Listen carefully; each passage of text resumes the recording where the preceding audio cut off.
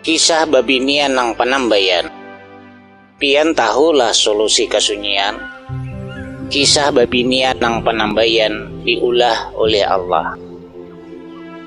Kisah nang ini diambil matan kisah para nabi.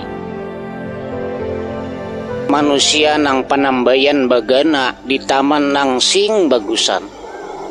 Tagal Allah maras benar melihat manusia tu kasunyian kada beisi kawal. Lalu Allah hendak maulahakan saikung bibinian gasan pasangannya.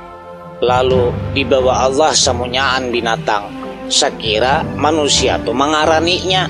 Imbah tuntung mengarani samunyaan binatang tu. Hanyar sadar manusia tu samunyaan binatang tu berpasangan laki bini. Tagal gasan inya seorang kada ada pasangannya.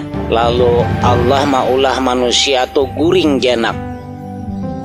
Rahatan manusia tu guring diambil Allah sabilah tulang rusuknya.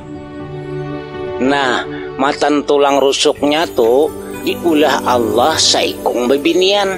Imbahinya bangun guring dihadapakan Allah hai babinian itu ke manusia tu. Nah, ini makalaham pas benar gasan mengawani aku, ujar manusia nang panambayan tu.